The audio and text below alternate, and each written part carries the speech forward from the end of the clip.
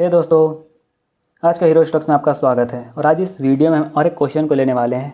इसमें बेसिकली इनका पूछना है कि which is the best mutual fund to invest and why. तो ये आंसर हर आदमी के लिए अलग हो सकता है। आपके नॉलेज पे ये सारा कुछ डिपेंड करेगा कि आपके लिए बेस्ट कौन सा है। अगर आपको कुछ भी नहीं आता है तो मैं फिर से रिकमेंड करूंगा कि आप इंडेक्स में इन्वेस्ट करें, लेकिन जो मैं आंसर दे रहा हूँ वो मेरे प्रोस्पेक्टिव के हिसाब से है कि कौन सा बेस्ट म्यूचुअल फंड है मेरे हिसाब से, जितना नॉलेज है मेरा। क्योंकि मेरा काफ़ी लंबा समय हो गया है स्टॉक्स में ऑपरेट करते हुए। इक्विटी में मैं बेसिकली इक्विटी में ऑपरेट करता हूँ, तो मुझे काफ़ी लंबा समय हो गया। तो मेरे हिसाब से बेस्ट म्यूचुअल फंड कुछ और हो सकता है, आपके हिसाब से कुछ और हो सकता है। और एक चीज़ जो आपको पता होना चाहिए कि सोशल इन्फ्लुएंस से थोड़ा सा बच के रहिएगा। ऐसा नहीं कि हम इसको बोल दिए तो आप जाके इसमें इन्वेस्ट कर दिए। ये सब चीज़ से थोड़ा सा आपको दूर रहना है। और एक चीज़ कि आपको नॉलेज हमेशा गेन करते रहना है।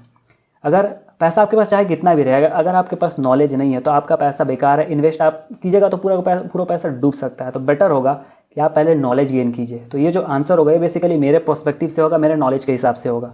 तो मेरे हिसाब से बेस्ट म्यूचुअल फंड होगा वैसा फंड जिसका कोई बाउंडेशन नहीं हो। बेसिकली कहने का मतलब है फ्लैक्सी कैप, जिसका कोई बाउंडेशन नहीं है। वो लार्ज कैप में भी इन्वेस्ट कर सकता है, मिड कैप में भी, स्मॉल कैप में भी, माइक्रो कैप में भी, इंडिया में भी कर सकता है और इंडिया से बाहर भी। तो ऐसा मेरे हिसाब से एक फ़ंड है, वो है पराग पारिक का फ़ंड, जो मुझे काफ़ी बढ़िया लगता है। इसका बढ़िया लगने का रीज़न भी है क्योंकि आपका जो क्वेश्चन है उसमें आपने पूछा है कि best mutual fund and why. तो ये तो बता दिया मैंने कि बेस्ट म्यूचुअल फंड एक फ्लैक्सी कैप होगा और वो है पराग पारिक। अब मुझे अच्छा क्यों लगता है उसका रीज़न है कि सबसे पहला बात, प्रमोटर को भरोसा है। प्रमोटर खुद 250 करोड़ के आसपास उसमें इन्वेस्ट किए हैं। मतलब मैनेजमेंट को उसमें भरोसा है, तभी जाके कोई मैनेजमेंट उसमें खुद का फंड में इन्वेस्ट करता है। आप देखेंगे कि बहुत सारा म्यूचुअल फंड है मार्केट में, लेकिन जो मैनेजमेंट है वो उसका होल्डिंग 0% रहता है। तो यहाँ पे आपको काफ़ी हाई होल्डिंग दिखेगा। 250 करोड़ छोटा नंबर नहीं होता है, जिसके हिसाब से मुझे थोड़ा कॉन्फिडेंस होता है कि हाँ, मैनेजमेंट को चलिए भरोसा है। तो ये एक पॉइंट हुआ। और भी बहुत सारा पॉइंट है जिसके बारे में आने वाले कुछ मिनट में बात करूँगा। दूसरा बात कि ये सबसे पहला बात, इंडिया में इन्वेस्ट करता है 65%। और इसका कोई, अगर आप देखिएगा तो इसका कोई बाउंडेशन है। ये लार्ज कैप में भी इन्वेस्ट कर सकता है, मिड कैप में भी, स्मॉल कैप में भी और माइक्रो कैप में भी, जैसा मैंने पहले बताया।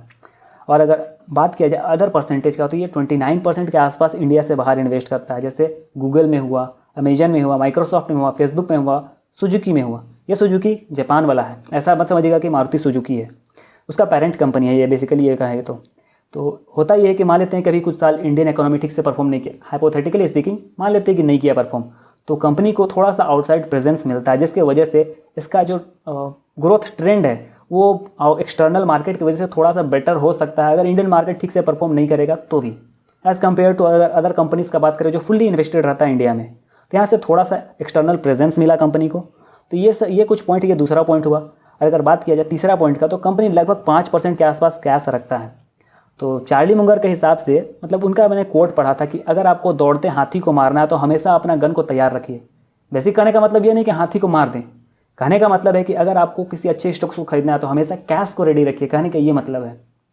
तो यहाँ पे काफ़ी अच्छे तरीके से 5% के आसपास कंपनी कैश रखता है। और कंपनी को कभी अगर मौका मिलता है तो कंपनी 5% से काफ़ी अच्छा इन्वेस्टमेंट कर सकता है। अगर कोई कंपनी जो अच्छा हो लेकिन वो कुछ समय के लिए ख़राब कर रहा हो तो वहाँ इन्वेस्ट करके काफ़ी अच्छे तरीके से पैसा बना सकता है। तो ये कुछ पॉइंट है जो काफ़ी अच्छा लगता है। बहुत सारे फंड है जो 100% इन्वेस्टेड रहते हैं, मुझे वो उतना खास पसंद नहीं आता है, क्योंकि होता है कभी कभी कि मार्केट डाउन चला जाता है, तो उसके लिए कंपनी को हमेशा कैश रिजर्व रखना चाहिए। ये मेरा प्रोस्पेक्टिव है, आपका दूसरा हो सकता है।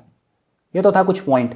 अब बात करते हैं थोड़ा सा, बहुत कोई होते हैं जो बोलते हैं कि बीटा वैल्यू इतना है, स्टैंडर्ड डेविएशन इतना है, शार्प रेशियो, ये सब फ्रॉम माई प्रोस्पेक्टिव कोई काम का नहीं मेरे हिसाब से। आपका हो सकता है आपको काम का लगे तो आपके लिए ठीक है, लेकिन मेरे हिसाब से कोई काम का नहीं है। अब बात करते हैं थोड़ा सा जो आपको पता होना चाहिए कि रिडेम्पशन थोड़ा सा इसमें एग्जिट लोड में लगता है 2% के आसपास, अगर आप 1 साल से पहले निकालिएगा तो, और 1% अगर आप 2 साल से पहले निकालिएगा तो यहाँ पे मुझे एक चीज़ अच्छा लगता है कि मैनेजमेंट यहाँ पैसा कमाने के लिए इसको नहीं रखा है, बेसिकली रखा है कि आप उसके फंड में 2 साल कम से कम बने रहे।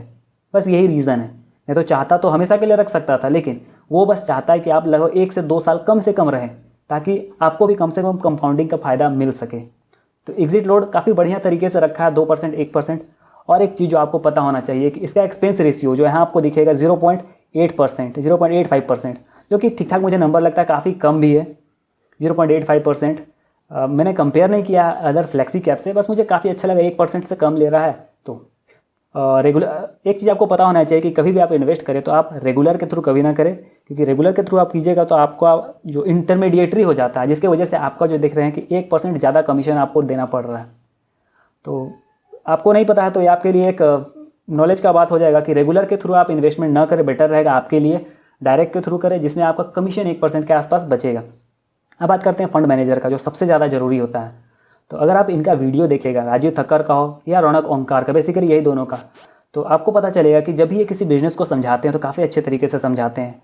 जब भी मैं किसी बिज़नेस को समझने के लिए कोई वीडियो देखता हूँ तो राजीव थक्कर का या रौनक ओंकार का अगर वीडियो होता है तो मुझे उस कंपनी के बारे में बहुत सारा इंसाइट मिल जाता है। ऐसा ज़रूरी नहीं कि सारा इन्फॉर्मेशन उसी वीडियो पे मिल जाए, हाँ, लेकिन एक स्टार्टअप मिल जाता है मुझे कि हाँ उस कंपनी के बारे में कुछ मोटे तौर पे हमको आइडिया मिल गया है कि हाँ बिज़नेस कैसे काम करता है। स्टॉक्स नहीं, बिजनेस, फिर से बोल रहा हूँ, स्टॉक्स नहीं, वो बिज़नेस कैसे काम कर रहा है। एग्जाम्पल के लिए अगर पार्ले जी बिक रहा है तो वो कैसे बिक रहा है, कौन सा स्ट्रेटेजी यूज़ कर रहा है, वो किस तरीके से बेच रहा है, कैसे उसका प्रेजेंस है मार्केट में, कितना दूर तक पहुंचा हुआ, कुछ इस तरीके का बात बोल रहा हूँ। तो अगर आप इनका कोई भी वीडियो देखिएगा तो आपको कोई भी बिजनेस आप ये बता रहे हो तो आपको इसमें से थोड़ा सा इंसाइट मिलता है बिजनेस के प्रोस्पेक्टिव से। तो ये चीज़ काफ़ी बढ़िया लगता है और काफ़ी समझ में भी आता है मुझे, कॉमन लैंग्वेज में लगता है।